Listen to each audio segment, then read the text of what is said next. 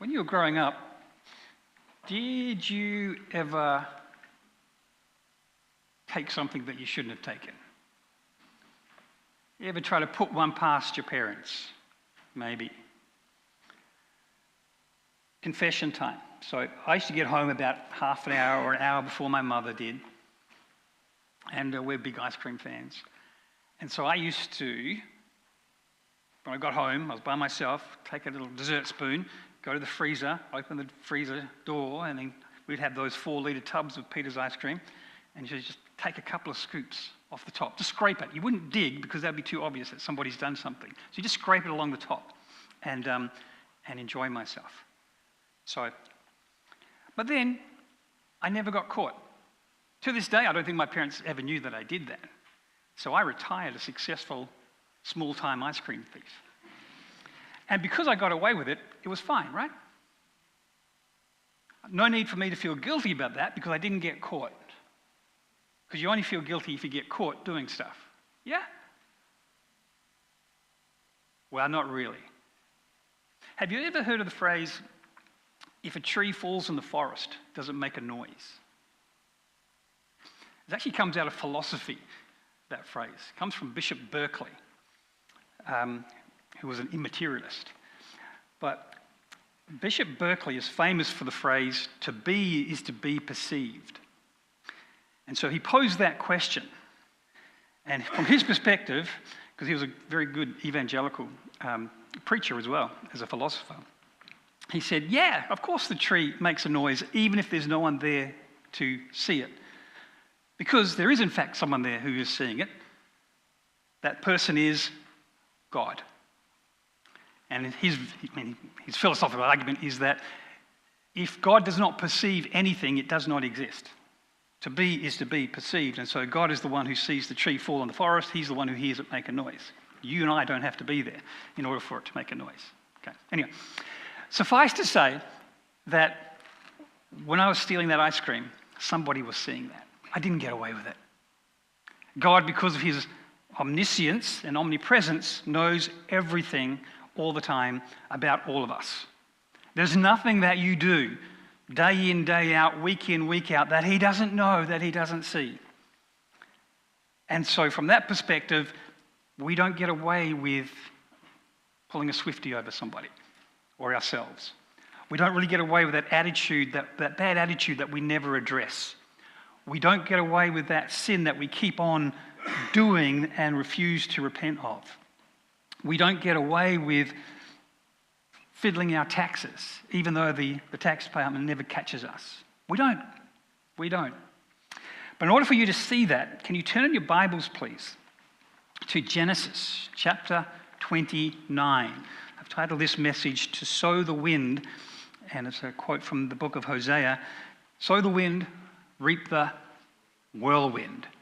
Sow the wind, reap the whirlwind. Genesis chapter 29. We're continuing in our series on the patriarch Jacob.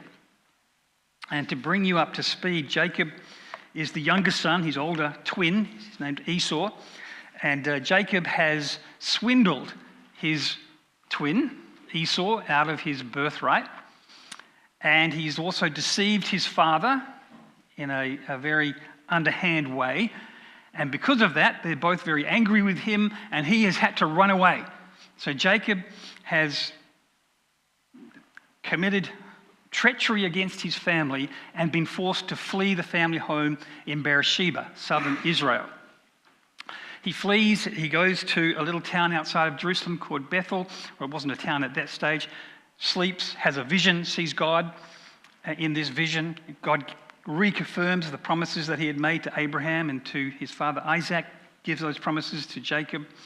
And then Jacob in chapter 29 is going to continue on his journey because his mother and his father sent him away, not just to get away from Esau's anger, because Esau was ready to kill him, but to find a wife. And so they sent him away to a place called Haran, and it's about 600 to 800 kilometres. So he's moving from Perth to Kalgoorlie. Perth to Esperance, but further than that. So that's the journey that he takes to get to where he's got to go. And so we pick up the story just after he's had this dream and he's about to arrive in chapter 29. And the passage is 29, 1 to 30. Basically, it's a really simple passage. If you want to understand it simplistically, in the first part of the passage, he meets his future wife, Rachel. In the second part of the passage, he marries his wife, Rachel. That's all this passage is saying, basically. However, he's taking 30 verses to say it, which should cause us to go, hold on a minute. Moses, who wrote the book of Genesis, could have given us this detail in one verse. He could have said, Jacob traveled from Bethel to Padan Aram, where he married Rachel, and then he came back. He could have said that. Didn't.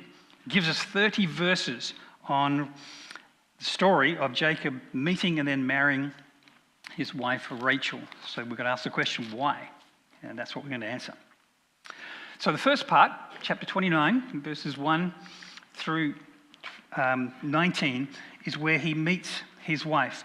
And there is a deliberate parallel here with Genesis chapter 24, which is the story about how the servant of Abraham went to the same place, Haran, to get a wife for Isaac, to find Rebekah. So remember that Abraham sent off his servant and said, go find a wife for my son, Isaac, not from the Canaanites, but from the people related to us in this area, Padan Aram. So there's deliberate parallels between these two stories. But let's pick it up, chapter 29, verse 1. It says, then Jacob continued on his journey and came to the land of the eastern peoples.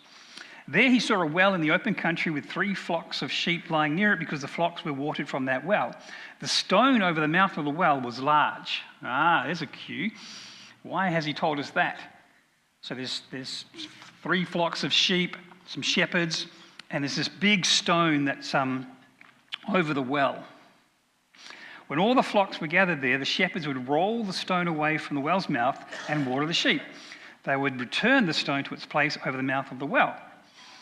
So Jacob asked the shepherds, my brothers, where are you from? We're from Haran, they replied. He said to them, do you know Laban, Nahor's grandson? Yes, we know him, they answered. Then Jacob asked them, is he well?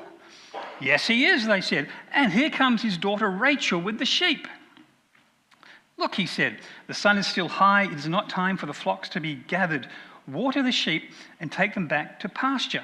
So Jacob said to the shepherds, we can't, the shepherds replied, until all the flocks are gathered and the stone has been rolled away from the mouth of the well. Then we will water the sheep. So the idea is he's come across some shepherds, 3 flocks of sheep. They're around the well, but there's a big stone over the well. And what they do is they wait for all of the flocks to get there because there's a big stone and there's a fair bit of effort to try and move this stone. So they wait for everybody to gather. Then they push the stone out the way. Everybody waters their flocks. They push the stone back again and off they go. They don't move the stone back and forward every time some flock comes. Okay? And Jacob says, why don't you do that? Verse 9. While he was still talking with them, Rachel came with his father's sheep, for she was a shepherd. When Jacob saw Rachel, daughter of his uncle Laban, and Laban's sheep, he went over and rolled the stone away from the mouth of the well and watered his uncle's sheep. Then Jacob kissed Rachel and began to weep aloud. He had told Rachel that he was a relative of her father and a son of Rebekah. So she ran and told her father. And as soon as Laban heard the news about Jacob, his sister's son, he hurried to meet him, embraced him and kissed him, and brought him to his home. And there Jacob told him all these things. Then Laban said to him, you are my own flesh and blood. So, cute little story here of courtship. So you get the picture, right? All these flocks are at the well, big stone, and then Rachel comes. And we're going to find out later on that she was a beautiful looking young lady. And Jacob sees Rachel coming with her flocks. And he's got these love hearts appear in his eyes. His pupils are dilated. And he looks over at the stone. He looks over at the lazy shepherds not doing anything. And he sees this beautiful woman coming. And he goes, ooh la la, here's my chance. And so he does what all young men do when they see a prospective young lady. He starts flexing his muscles. He starts ripping his chest. And he says, look at how strong I am, Rachel. You need to water your flocks. I'm going to break with tradition just for you because you're so beautiful. And he pushes this stone out the way. So he does it by himself. Normally the shepherds would get together and do that because it was a big stone. But he just shows Rachel how strong he is, what a great prospect he is for marriage. And he's so thrilled with this that he then kisses her in exuberance and really pushes himself on. I mean, he's coming on very strongly here. He's doing the real thing. So a bit of an extrovert, I think Jacob might have been in this case.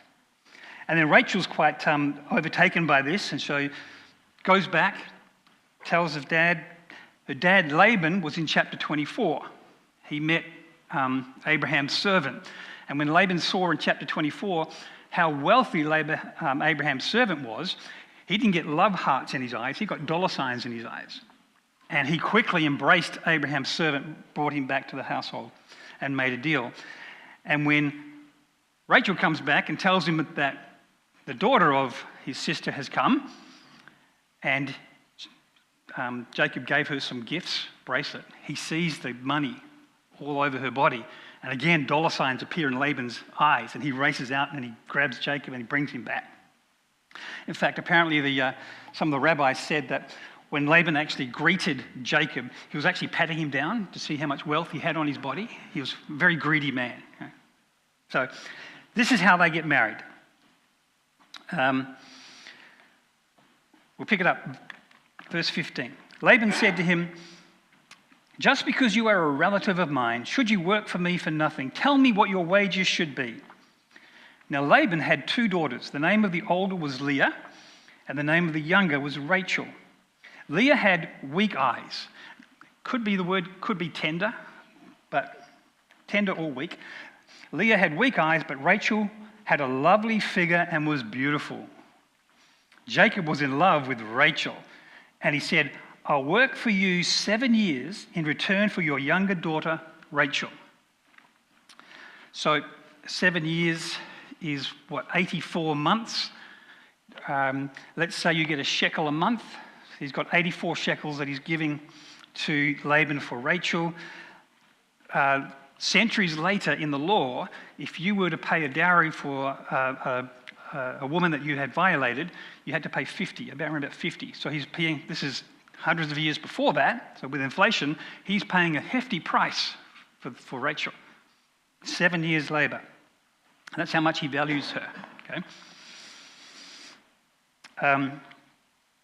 Verse 19. Notice what Laban doesn't say in verse 19. Laban said, "It's better that I give her to you than to some other man." Interesting, that he uses the word her, not the name. We'll see why later. "Stay here with me." So Jacob served 7 years to get Rachel, but they seemed like only a few days to him because of his love for her. Isn't this so romantic? What a beautiful story. Then Jacob said to Laban, "Give me my wife, my time is completed, and I want to make love to her." So Laban brought together all the people of the place and gave a feast. But when evening came, he took his daughter Leah and brought her to Jacob. And Jacob made love to her. And Laban gave his servant Zilpah to his daughter as her attendant. When morning came, there was Leah. So Jacob said to Laban, "What is this you have done to me? I served you for Rachel, didn't I? Why have you deceived me?" Laban replied, "It is not our custom here to give the younger daughter in marriage before the older one. Finish this daughter's bridal week, and then we will give you the younger one also in return for another 7 years of work." So from Laban's perspective, it's all about the sponduli. And Jacob did so. He finished the week with Leah, and then Laban gave him his daughter Rachel to be his wife. So that is, they had the wedding ceremony. He's given Leah after the 1 week, 7 days of the wedding ceremony. He gets Rachel. So he's got the 2 wives, but then he's got another 7 years of indentured service after that. He finished the week with Leah, then Laban gave him his daughter Rachel to be his wife. Laban gave his servant Bilhah to his daughter Rachel as her attendant. Jacob made love to Rachel also, and his love for Rachel was greater than his love for Leah. It actually doesn't say that so much as he loved Rachel, he didn't love Leah. And he worked for Laban another 7 years. So this second part of the passage is laid out in a parallelistic way. So you can see that he makes 2 payments for his 2 wives. He's married to Leah by deception, then he's married to Rachel by negotiation. But right in the center, so this is what the author is drawing our attention to, is this dialogue between Laban and Jacob. That's the key part of the story. That's where we're going to get our key message from. Okay? Jacob accuses Laban of deception, and Laban replies to Jacob. All right, so from this story, I want to look at 2 truths that should shape our view of the world. 2 very general, very broad truths that every Christian should have as first principles when looking at the world, looking at yourself, looking at anybody else, looking at everything. 2 truths to shape our view of the world. First truth, man messes up. And by man, I'm not being gender specific. I'm using it in an old-fashioned way, meaning mankind, okay? Humanity. We mess things up. Since the Garden of Eden, that's been our history. We mess things up. This story, though it doesn't necessarily sound it, is quite messed up. And here is how 4 ways in which this story is messed up. Number 1, dullness. Jacob is spiritually dull. How is Jacob spiritually dull? Well, let me ask you this question. How many times does the name God appear in our story this morning? None. That's always significant. When you're studying the Bible and you're looking at a passage, one of the first things you want to do is work out how many times does the name God appear, how many times does the name Jesus appear, and work out that. In this story, God's name doesn't appear in these first 30 verses. Why not? Because remember, the previous episode, Jacob had this marvelous vision of God on the ladder. He was above the ladder and the angels were ascending and descending, and God reasserts the promises to Jacob. And then Jacob continues on his way, and there's no mention of God at all. Contrast that. This is the same table we had before. Contrast that with Genesis 24. So the reason why this story is very similar to the one in 24 is not just because of the way that they do the same kind of things. They go to the same place. They see the same family. They're at a well. There are flocks involved. The bride comes to the well. All of these similarities between these 2 stories, but there is one huge difference. When Abraham's servant goes to this place in chapter 24, he acknowledges God's working all the way through, and God's name is peppered throughout that story. When Jacob goes to the same place, not a word. It's as though he doesn't have a God consciousness. He's spiritually dull still. God has appeared to him in a vision, and yet that hasn't really impacted his life so that he sees the world differently. So he's just thinking, oh, this is good. Oh, this has worked out well. I just happened to be in the right geographical location. Whew, who would have thought? I just happened to meet people who know the person that I want to meet with. That's kind of a coincidence, isn't it? I just happen to be at a well where the daughter of my uncle is coming. Wow, that's a coincidence. All going well for me. This is great. Isn't life good? But no God consciousness. He's spiritually dull. Secondly, deception. So this is Laban. So Laban is deceptive. He promises, or the promise seems to be understood that Jacob is working for Rachel. That's Jacob's understanding. Laban, however, knew right from the get-go what he was going to do. Leah was not as beautiful as Rachel, so he wanted to make sure that he could get rid of both his girls, not just the youngest and the most beautiful one, who would easily be gotten rid of. And so he deceives. So he deceives Jacob. What's interesting is in chapter 29, verse 10, if you don't have the NIV, this would be better, because the NIV doesn't do this in verse 10, doesn't translate this well. But 3 times in verse 10, if you've got a New American or an ESV or a New King James, it should be in those translations. 3 times in verse 10, Laban is referred to as Rebekah's brother. 3 times. Now, go back to the story where Jacob swindles his brother and deceives his father. Who told him to do that and who orchestrated it? Rebecca, his mum. Now he's come up against Rebecca's brother. Oh, it seems that this family is quite good at swindling. This family are a family of tricksters. And Jacob's come up against him, and the author in chapter 29, verse 10 wants you to know that. It's almost like warning, warning, warning. Rebecca's brother, warning, Rebecca's brother, warning, Rebecca's brother, warning. Watch out for this guy, because we've also got chapter 24 where he was, dollar signs. So Jacob is deceived by Laban. He's deceived in the darkness because most commentators would suggest that the way that he was able to do this was because they had a wedding feast. At the wedding feast, it's at night, the bride would be veiled, and there would be a fair bit of drink involved. So there's alcohol involved, so Jacob would have plenty of alcohol, he'd be a little bit tipsy, he wouldn't be in his right mind, his bride is veiled, they go into the tent, it's completely dark. One thing leads to the other, they consummate the marriage, and he wakes up, oh, hello. What happened the night before? What was that movie? I haven't watched it. Anyway, don't worry. Where they wake up and they can't remember what they did the day before? No? Nothing? Okay. Bradley Cooper's in it. I'm losing my train of thought. So, anyway, deceived in the darkness. Watch out for the powers of alcohol. It deadens your senses and undermines your reason. Jacob cries out, "You deceived me," in chapter 29, verse 25. He's deceived by the siblings switching places, and of course it's a relative who deceives him. So you've got dullness in this story, you've got deception in this story, you've got desecration in this story. Oh, what's the desecration, you say? This is the desecration.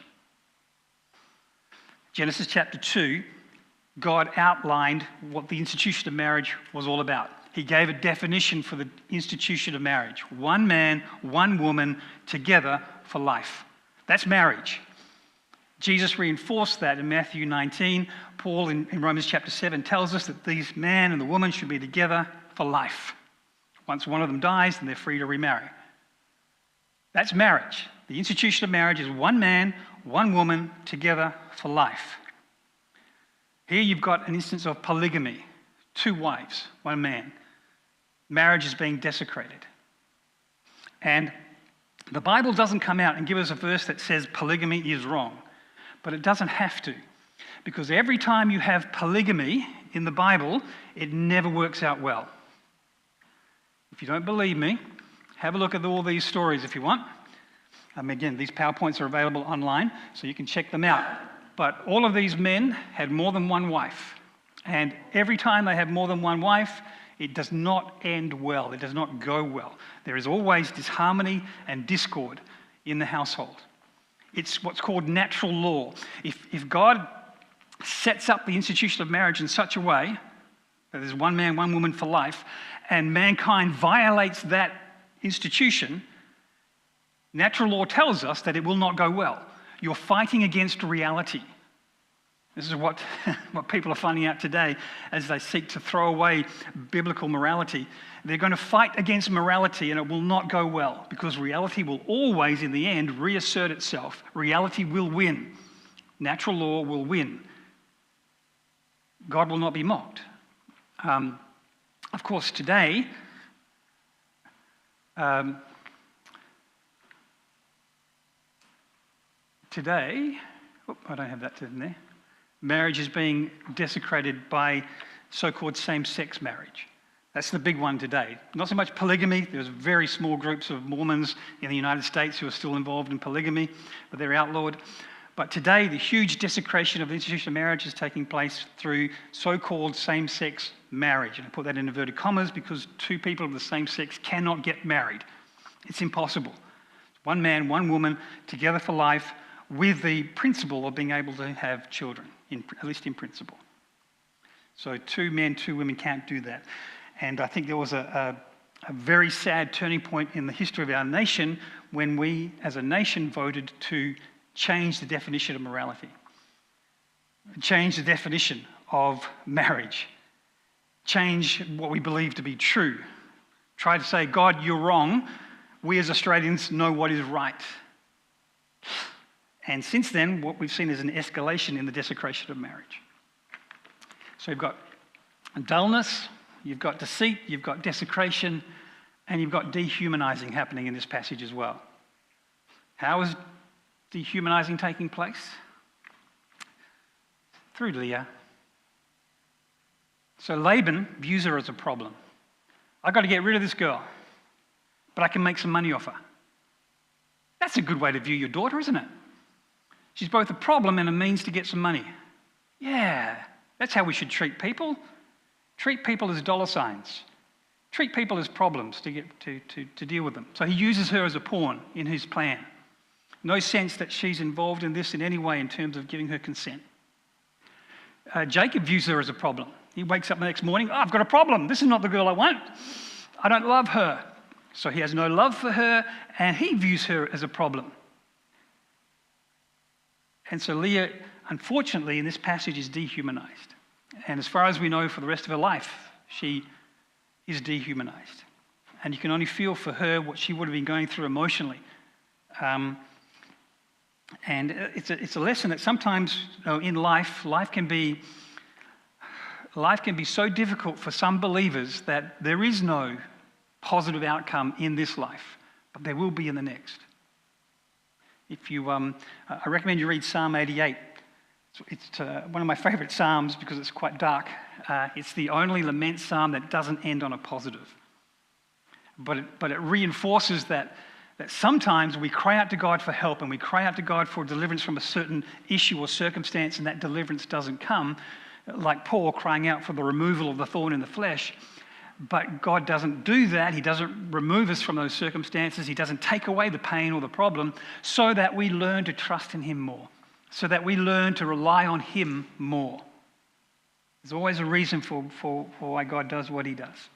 But poor old Leah was dehumanized. Now, the great consolation, the amazing consolation for Leah, Christ will come through her. Her youngest son is Judah. Jesus is the Lion from the tribe of Judah.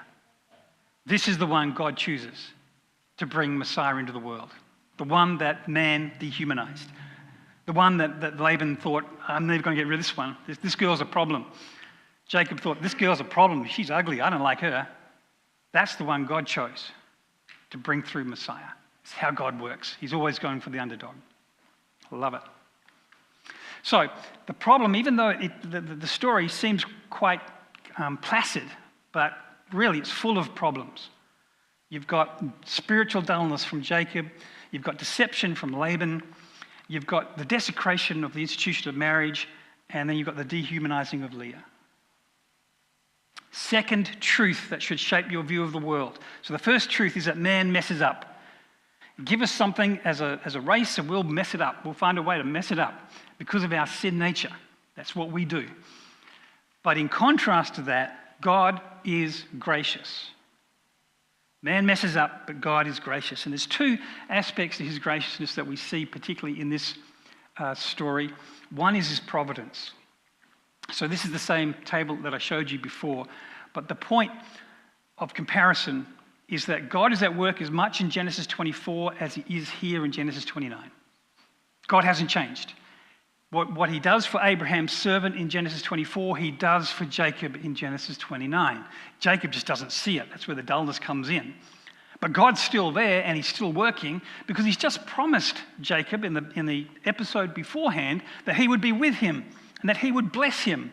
So what do we have in the next episode? God being with Jacob and God blessing Jacob, just like he said he would. Even though he's dull. The guy is spiritually dull. And yet God is still faithful, still gracious, still kind to Jacob.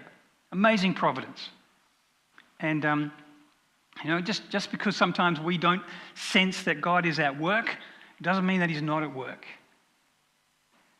And that's why this is such an important truth, an important doctrine for us to take on board, the doctrine of God's providence. God is always at work in the world. If you're a Christian, God is always at work in your heart. Always. Whether we see it or not, whether we feel it or not, whether we recognize it or not, he's still at work. We know that John 16, he's in the world, he's convicting the world of sin, righteousness, and judgment. The non-Christians around us, the Holy Spirit is seeking to convict them. He's at work convicting them. Whether we think it or not, whether we see it or not, that's what he's doing.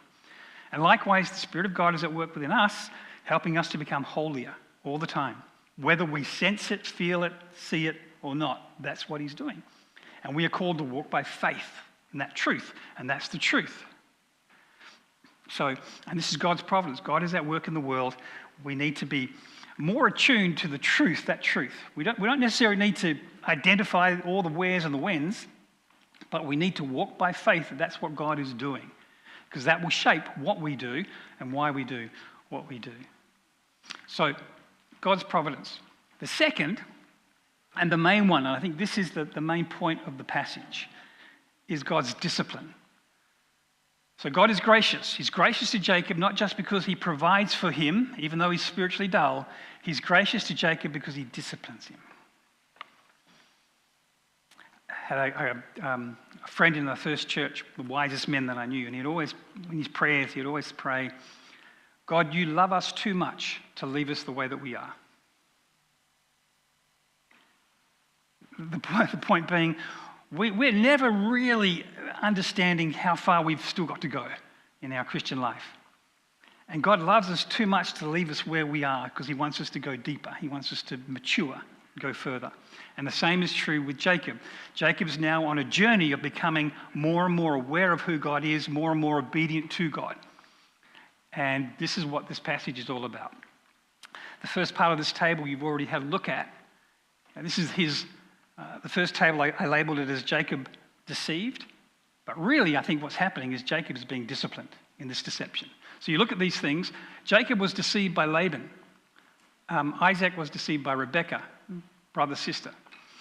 Jacob deceived in the darkness, just like he deceived Isaac in the darkness, because Isaac couldn't see. He used the darkness as a way in which to deceive his dad. Jacob cried out, "You deceived me, Laban."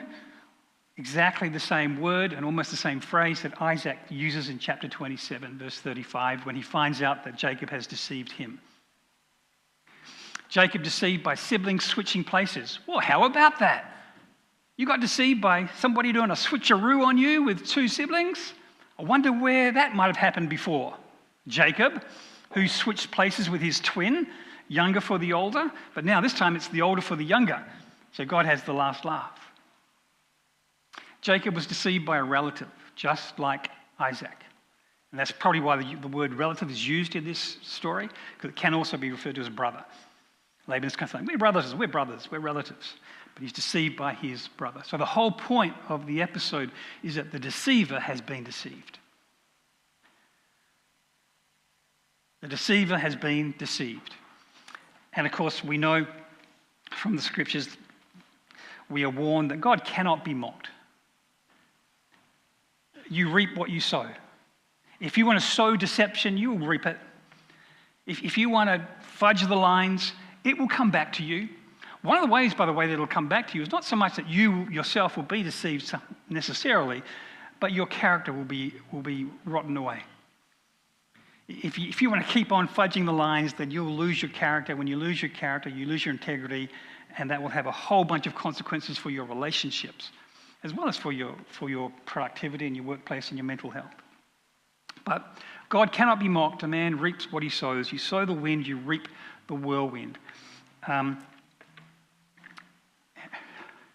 Here's just a short list of some of the references in the New Testament to God's discipline of his people. God is a loving father, and as a loving father, he brings discipline to bear on his children so that they will grow in their faith and their understanding of him. He loves us too much to leave us the way that we are. He is not an indulgent parent. He's not a parent who says, whatever you like. You want to do that? Sure, no problem. He says, no, I know what's better for you. I know what's best for you. I know it's going to grow your character. I know it's going to make you more faithful and more fruitful. And that's why I'm bringing discipline to bear on you. Now, whether we have the spiritual ability to be able to discern his discipline is another question. But God is constantly bringing discipline into our life so that we might grow thereby. Which brings us to the big idea. And the big idea here, I think, is check your heart, not your circumstances, to see if all is well with God. Check your heart, not your circumstances, to see if all is well with God. Are you well with God? Are you good with God? Don't look at your circumstances to give you your answer. Don't say, well, look, I've got a nice house, and I've got a nice car, and I've got a good job, and I've got some friends, and so life seems to be pretty cool, so therefore, I must be right with God. Not at all. Think of Jacob in this story. He takes off on this huge journey. He's going Perth to Kalgoorlie, and he just happens to arrive in the right spot. Whew, he says, life is good. How lucky am I?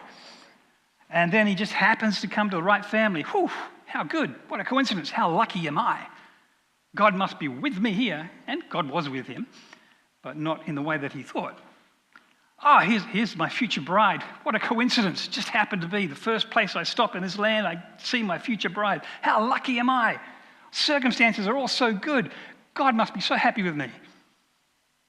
And then comes Laban. And then comes the deceit. And then comes 14 years of indentured service. God disciplines Jacob. Even though, from Jacob's perspective, circumstances seem to be pretty good. But his heart wasn't right with God. So friends, don't fall into this soft prosperity gospel that the evangelical world has embraced. Thinking, I've got life pretty good, so therefore God is with me. Not necessarily. The prophets Hosea and Amos are both prophets who went to the northern kingdom of Israel at a time when the northern kingdom of Israel was rebelling really hard against God, but the country was experiencing unprecedented economic growth and boom, which made their ministry really, really tough. Because they're saying, you guys aren't right with God. Here's your sins. 1, 2, 3. You need to repent and get right with God. And they say back, hold on a minute, buddy. Life's pretty good. I've got a winter house and a summer house. And we've got our own little temples over here. And we've got lots of money. And we're doing fine, thank you very much. What do you mean God's not with us? Just because life seems to be going well doesn't mean you're right with God. So how do you know if you're right with God? Check your heart. Check your heart against what? God's revelation. You know? The bad attitudes. Are you working on the bad attitudes? The sins that you might be caught in. Are you seeking deliverance from those sins? The shortcuts you should be taking that aren't maybe ethical. Are you feeling guilty about that and not doing that anymore? I mean, these are the ways in which you can check your heart. Now, what about your giving? What's your giving like? That's a way to check your heart. I was talking to Paul earlier this morning. The old school Berea used to say, when we still used them, follow somebody's checkbook and you'll be able to see what they follow. There's lots of different ways you can check your heart. So check your heart, not your circumstances, to see that all is well with God. All right. Thank you for being with us this morning. We do have a members meeting later on, probably around about 12ish. So let's go have a cup of coffee, catch up, and maybe 10 to 12 we'll start gathering for our members meeting. We hope that'll be really quite quick. We're looking, 130 minutes will be ideal.